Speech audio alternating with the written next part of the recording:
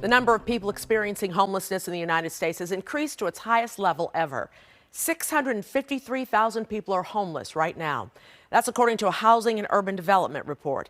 Doug Schenkelberg is the executive director of Chicago Coalition for the Homeless. He joins us now to talk about the increase in numbers and some of the causes. Doug, thank you so much for talking to us. This is so disturbing, so upsetting.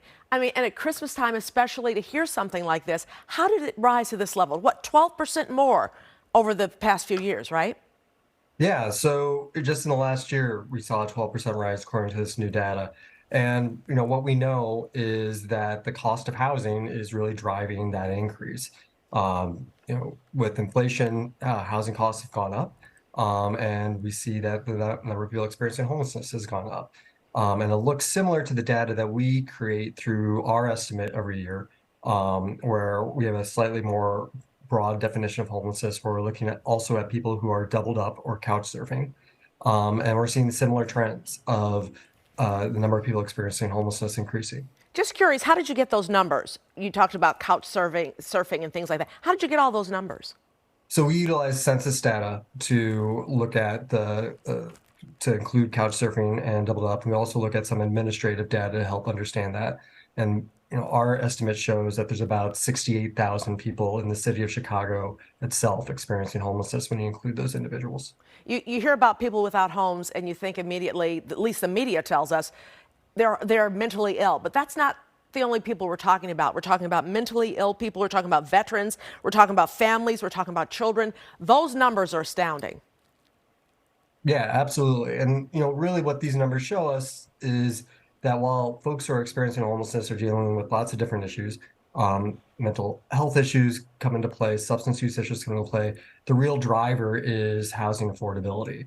And the solution to homelessness is access to permanent housing and supports. And so there's a real workable solution, as long as the resources are put in place. And that's one of the reasons that we're supporting Bring Chicago Home. Doug, where do the migrants fall into this? Because we know every day busloads of migrants are coming in from the border. Where do they come into play as far as this number? So if you think about this number, this comes from January of this year. So while we were seeing an increase in migrants coming to Chicago at that point, it wasn't to the degree that we've seen over the last 11 months. So it is a piece of the puzzle, but it is just one piece. When you take the migrants out of the equation, you're still seeing large increases across every category.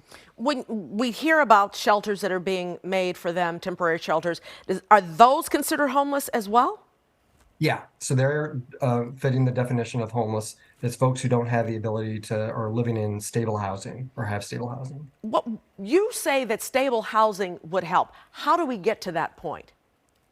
So there's fundamentally, it's about creating the resources to get people into housing that they can afford.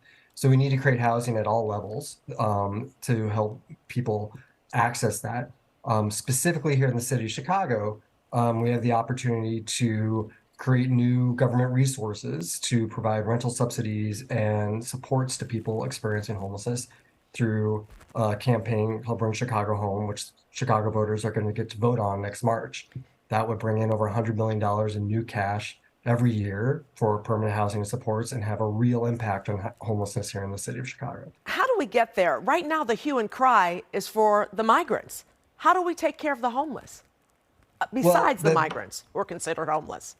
Yeah, so I think one thing that's important is that anyone who's experiencing homelessness is someone we need to care about and give support to. So it doesn't help us to divide whether someone's experiencing homelessness because they're a migrant or because of other reasons. We just need the resources in place to help them all.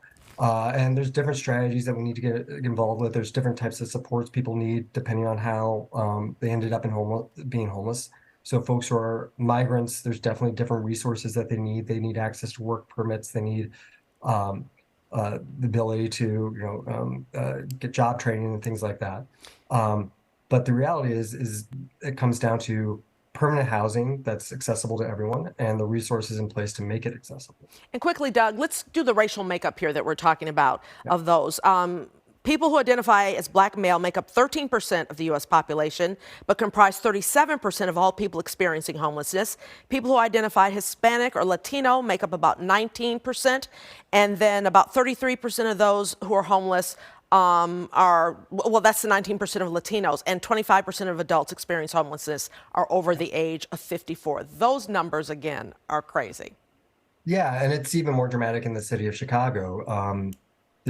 The number of people experiencing homelessness who are black is around, they make up about 59 or 53% of the population experiencing homelessness, while they're about 29% of the overall population in the city of Chicago. So it's even more dramatic here in the city. So race is a huge factor when it comes to homelessness. Doug, let's hope that when we speak next year, those numbers will come down dramatically. Thank you so much. Be safe, be well. Thank you.